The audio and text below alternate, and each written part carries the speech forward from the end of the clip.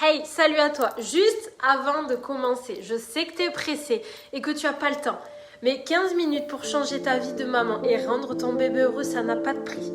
Alors si tu en as marre d'être dépassé, regarde jusqu'à la fin. Je te promets que ça en vaut la peine. Ok, maintenant j'ai une question. Comment veux-tu comprendre comment fonctionne ton bébé et lui apprendre à être bien dans sa tête si toi, tu ne sais même pas comment tu fonctionnes profondément en tant qu'être humain? Mon but ici, c'est d'expliquer concrètement qu'en tant que mère, tout ce que tu fais et la façon dont tu le fais est reproduit chez ton bébé. C'est une véritable éponge et sache que si tu ne changes pas ton état émotionnel actuel, positivement j'entends, c'est lui qui grandira avec l'idée qu'un jour il ne voudra jamais reproduire ce qu'il a vécu avec toi.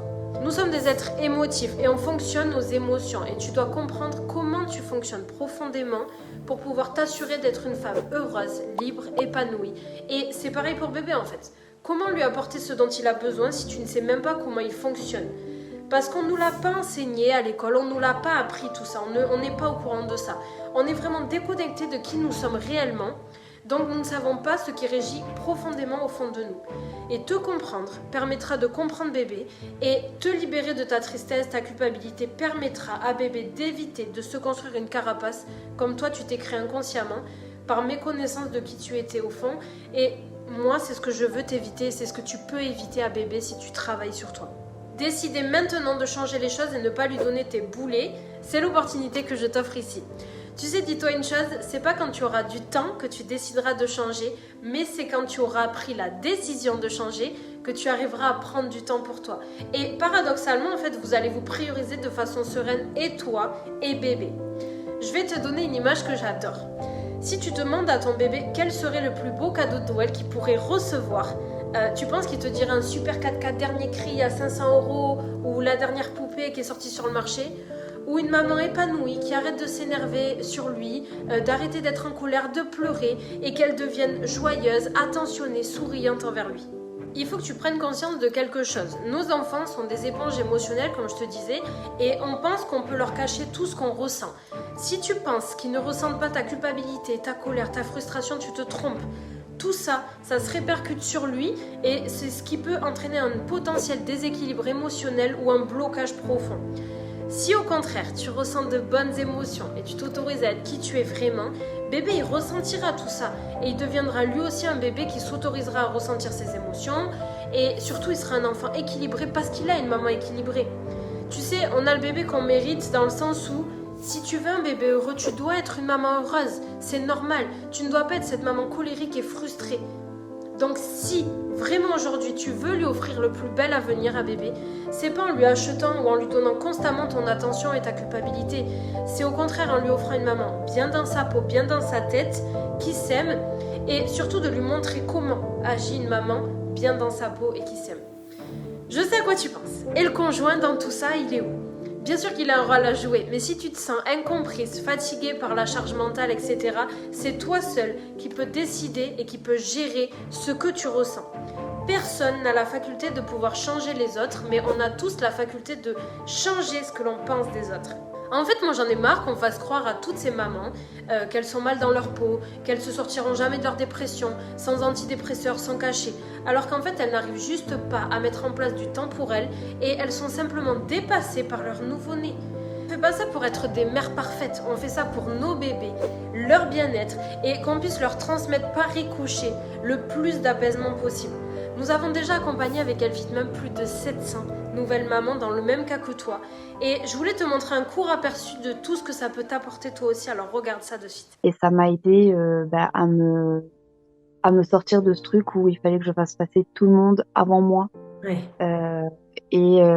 Et où j'avais le droit aussi, moi, même si c'était une demi-heure par jour, voire maintenant, j'en prends quand même beaucoup plus du temps pour moi, sans problème. Je prenais pas trop de temps pour moi, même pas du tout, on va dire. J'ai eu un postpartum très compliqué, gros baby blues. Ensuite, je pense que j'ai fait une petite dépression postpartum. Enfin une dépression postpartum, mais qui n'a pas été diagnostiquée. En tout cas, je pleurais tous les jours, c'était l'hécatombe. C'était très compliqué. Après l'accouchement, on se sent vraiment seul. En fait, on n'a personne, on peut pas discuter. On est beaucoup accompagné pendant la grossesse, Mais après, voilà, on est vraiment seul, on discute avec personne et c'est vrai qu'on se replie vite sur soi-même. J'avais vraiment ce besoin de retrouver des moments pour moi et de retrouver un équilibre, tout simplement autant physique que dans ma tête, que dans mes ressentiments, les choses comme ça. Moi, c'était très compliqué. D'une part, je me sentais seule. C'est-à-dire qu'après l'accouchement, je me sentais très seule. Par rapport à mon corps, c'était catastrophique. Je me regardais pas, je n'existais plus du tout. Il y avait que ma fille et le boulot qui me faisaient vivre en fait. Et je vivais pas vraiment à fond non plus, donc c'était un peu bizarre. J'étais beaucoup plus tendue, beaucoup plus sur les nerfs, à m'énerver, on va dire, plus facilement, à perdre mes moyens rapidement. C'est un chamboulement psychologique, des responsabilités, mais aussi c'est la même chose pour le papa. Donc tout le monde est désorienté, chacun à son niveau, et comme un homme et une femme ne sont pas toujours faits pour se comprendre au moment T, et c'est beaucoup de chamboulements pour chacun, et chacun à son niveau, on réagit comme on peut. Ouais. Et avec les pleurs de bébé, on se sent vite perdu. Avec le conjoint aussi, ça peut être source de disputes aussi. Il y a un point important que moi j'arrivais pas à trop gérer l'après-accouchement, et j'ai mis du temps à le comprendre, c'est la gestion de mon temps et le fait de profiter du moment présent. En fait, j'étais tellement dans il faut que je fasse ça et ça dans ma journée pour que j'arrive à tout atteindre que en fait je passais au-delà du moment présent. Et le fait justement de prendre un peu de temps pour moi, parce qu'avant j'en prenais pas, et du coup au niveau du stress, de l'énervement, tout ça, j'ai appris à mieux canaliser. Et pas forcément à vriller du premier coup, avoir un peu plus de patience et me dire à voir les choses différemment en fait. Je pleure moins. Okay. Je pleure beaucoup moins. J'ai plus le sourire et puis voilà, je vis ma vie de maman et avec le sourire. Voilà, c'est surtout ça, très important. Okay. Si j'avais su que l'accompagnement existait avant, c'est-à-dire juste après la naissance de ma fille, ou peut-être un mois après, plus un mois, parce que le premier mois, mon mari était à la maison, c'était différent. Mais dès qu'il a plus été à la maison, en fait, c'était l'hécatombe. Et en fait, c'est important de se dire qu'on existe. Et je trouve que ce programme, il aime vachement à ce niveau-là, parce que dans les premiers mois du bébé, totalement, en tout cas pour ma part, je n'existais plus. Il y avait vraiment... pourtant, j'ai eu une césarienne, il fallait que je prenne soin de moi. Je ne l'ai pas fait du tout, en fait. Mentalement, c'est vrai que ça va beaucoup mieux. Le fait de pouvoir discuter aussi avec une personne extérieure, ça aide beaucoup. Après, j'en ai beaucoup parlé avec mon conjoint et du coup, ça ressoude un peu les liens entre nous. En fait, c'est possible de faire, d'allier son rôle de mère avec aussi le fait de prendre du temps pour soi. C'est tout à fait possible, j'ai mis 8 ans à le comprendre, mais mieux vaut tard que jamais. Moi, je dis vraiment de foncer, c'est une super méthode, les séances sont super et l'accompagnement y est. Du coup, ça s'en ressent aussi sur la vie de famille, forcément, sur la vie de couple, ça s'en ressent, sur moi, mais du coup, sur la vie de famille aussi. Moi, je trouve qu'on a vraiment grandi en tant que couple aussi, parce qu'on a dépassé des difficultés qu'on ne connaissait pas. Ouais. Après, c'est des difficultés qu'on peut retrouver dans d'autres situations, mais là, c'est des difficultés tellement physiques, qui mêlent tous les domaines, physiques, psychiques et tout. Aujourd'hui, on a réussi, on se comprend mieux sur certains points, et aussi, on laisse tomber quand il y a un truc qui nous frustre. En 3 semaines, j'ai fait le travail de 10 ans, en fait, parce que ça a tapé vraiment là où il fallait, et ça a fait enfin un travail, une introspection de soi-même. Enfin voilà, ça a été réellement bénéfique, et je le vois dans ma façon d'aborder les choses. J'essaie de te demander 10 secondes, comment serait ta vie si tu arrivais à ce genre de résultat? Si tu arrivais à retrouver cette légèreté mentale, ce sentiment de sérénité, d'amour vis-à-vis de toi et ton bébé, comment seraient tes relations avec ta famille et ton entourage? Tu serais pas hyper fière de te dire ouais, je l'ai fait, je suis enfin bien, j'ai réussi? Je vais t'expliquer pourquoi ce que tu essayes de mettre en place en ce moment ne fonctionne pas. Premièrement, tu fais passer ta vie de mère avant ta vie de femme. Alors c'est totalement légitime parce que bébé il dépend de toi et tu te sens obligé de le protéger, d'être là H24 pour lui. Tu penses qu'il est impossible d'avoir du temps pour toi et que tout le temps que tu as, tu dois lui consacrer. Mais une chose est sûre, et je suis persuadée d'être dans ta tête, c'est que tu te couches en culpabilisant de ne pas avoir plus avancé que la veille. Et il faut que tu prennes conscience que tu ne dois pas culpabiliser d'avoir une vie de femme et être une bonne mère. Mais c'est surtout que tu prennes conscience que tes émotions ont un impact direct sur bébé. Et le plus beau des cadeaux que tu puisses lui offrir, c'est de prendre soin de toi, d'investir sur toi et d'être la meilleure des mamans en termes d'énergie. Deuxièmement, le corps que tu reflètes, l'image que tu as te dérange et tu te réconfortes en te disant que bébé passe avant tout, que tu as le temps, on s'occupera de ça plus tard. Tu te trouves toutes les excuses du monde pour pas être confronté à ton corps et limite t'as même honte devant ton propre mari. Une dernière chose que tu fais, c'est que tu fais appel à différentes personnes extérieures pour toi qui sont les mieux placées, comme des psys, des coachs, et ils feront au final qu'identifier tes douleurs sans jamais trouver la réelle cause et venir arracher le pansement que toi tu as mis sur tes émotions.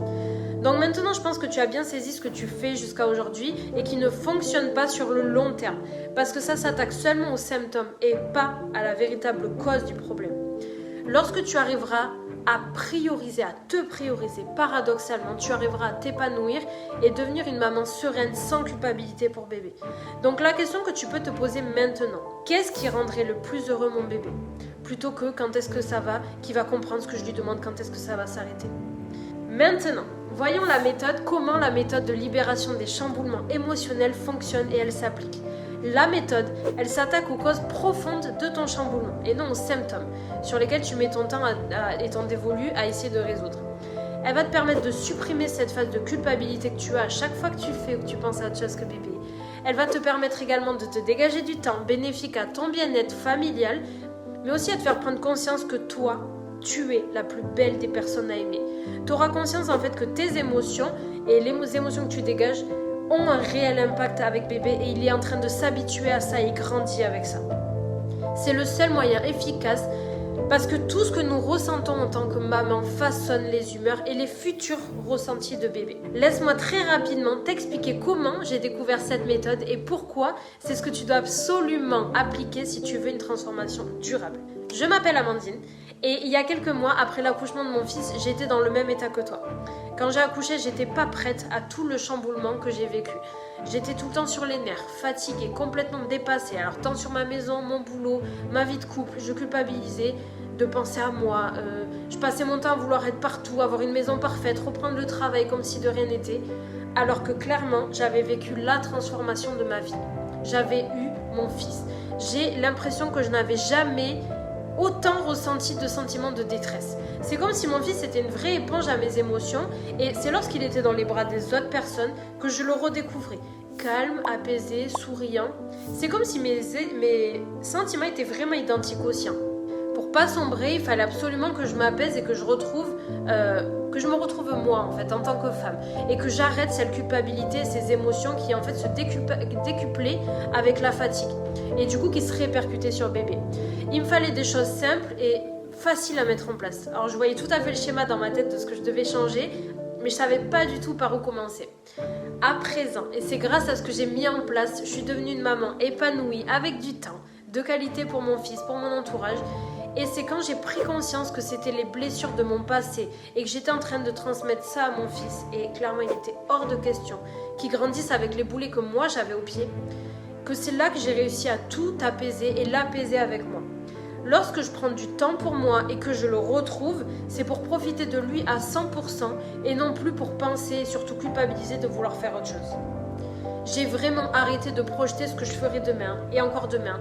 Et j'ai vraiment pris le temps à l'instant T de profiter, c'est ce qui m'a permis d'en arriver là. Je me suis donc donné comme mission de divulguer ce message à toutes les mamans parce qu'il n'est pas concevable de laisser filer le temps et de regretter les années de bébé. Du coup, accompagnée de mon ami Bastien, on a décidé de créer une méthode de libération des chamboulements émotionnels de la nouvelle maman. Comme je te disais, on a déjà aidé et accompagné plus de 700 nouvelles mamans. Et j'ai du coup une réelle opportunité pour toi. Si tu en as vraiment marre et que tu as envie de changer, cette méthode elle peut s'appliquer à toi et dans ton quotidien. C'est l'opportunité pour toi d'enfin laisser au passé tes blessures et comprendre comment se libérer de tout ce qui t'empêche d'être cette nouvelle maman que tu rêves. Tu seras guidé pas à pas pour appliquer la méthode et tout le monde peut y arriver, tout le monde est en capacité d'y arriver. Réserve ton appel juste en dessous en cliquant, tu remplis les petites questions qu'on te pose et on sera vraiment là pour t'expliquer comment ça fonctionne et comment tu peux libérer tout ça. Si t'hésites, cet appel il t'engage en rien du tout. Il peut être juste que bénéfique pour toi, ça dure 15 minutes, c'est vraiment un appel bilan personnalisé où on va parler toutes les deux et il faut que tu te poses la question de quelle valeur tu as et quelle valeur tu t'accordes. Est-ce que tu peux pas t'accorder 15 minutes pour vraiment prioriser ton bébé ? Moi je pense que si. Du coup, je te laisse cliquer ici et je te jure que c'est vraiment le premier pas vers ton changement. On se retrouve de l'autre côté, je t'attends. Prends soin de toi.